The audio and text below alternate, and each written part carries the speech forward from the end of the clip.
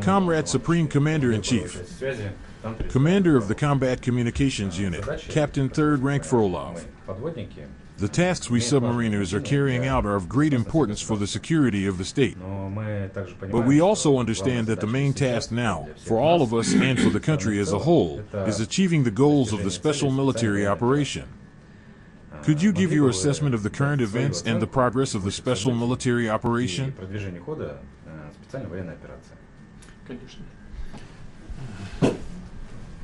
Of course. I will be brief.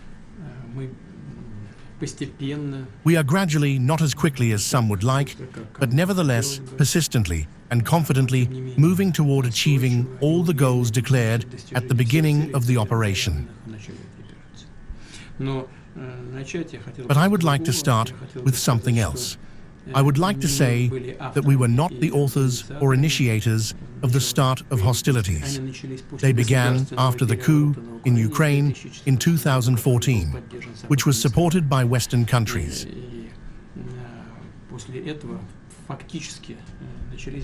And after that, hostilities effectively began in southeastern Ukraine. For 8 years, we tried to resolve these issues and problems by peaceful means.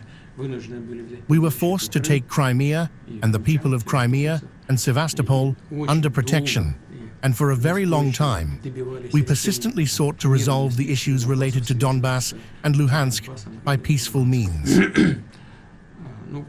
As it later became clear, everyone knows this well now. Both the Ukrainian authorities and their Western handlers were, in essence, leading us by the nose, unfortunately.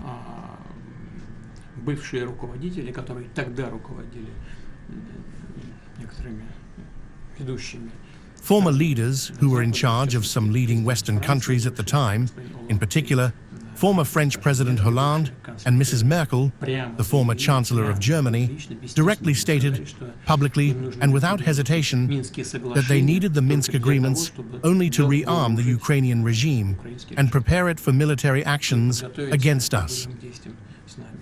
But for 8 years, the people living in the territories of Donbass, Luhansk and Donetsk were subjected to nothing short of genocide in the literal sense of the word. The Western handlers of the Ukrainian regime preferred not to notice this. This forced us to attempt, by military means, to put an end to the war that began in 2014. We did not start it. Even, by the way, when the armed conflict entered such an intense phase in 2022, we still proposed resolving all issues by peaceful means. Moreover, as I have said many times before, we actually reached an agreement with Ukraine when negotiations were taking place in Istanbul.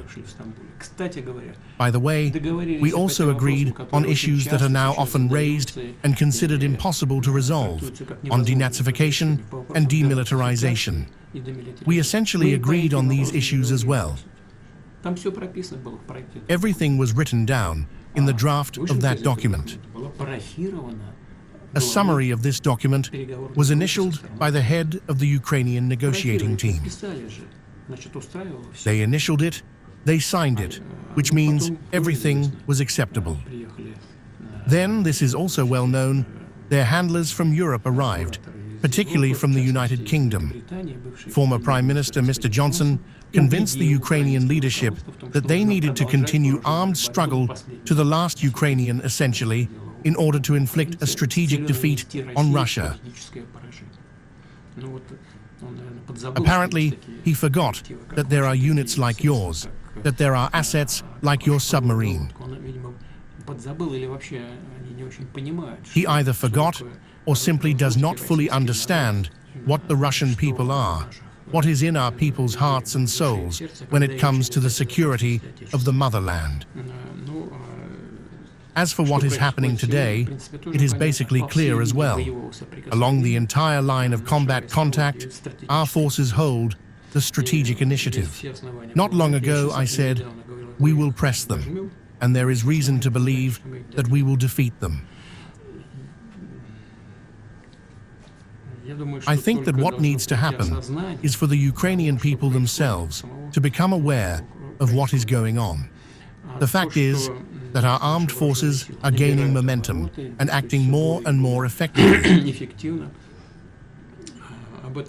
This can also be described by a direct participant in combat operations, Major General Mikhail Evgenyevich Gudkov.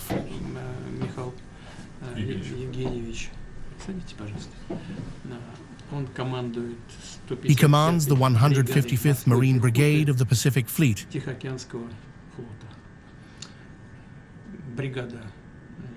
In my opinion, this brigade is one of the best in the armed forces. According to the Minister of Defense and the Chief of the General Staff, the achievements of Major General Gudkov should be replicated in other units of the armed forces, and above all, of course, in Marine units, which, as a whole, are fighting excellently. Excellently, I can say. You see, without any exaggeration, they belong to the elite of the armed forces, just like paratroopers and special forces. However, I must note that today, just before coming here, I listened to another report from the Chief of the General Staff, and other units of the armed forces have also gained very good momentum. As for the Marines, as I already said, they are fighting excellently. And since the Minister and the Chief of the General Staff believe that your experience should be replicated in other units, I have made the decision to transfer you to another position and increase your level of responsibility.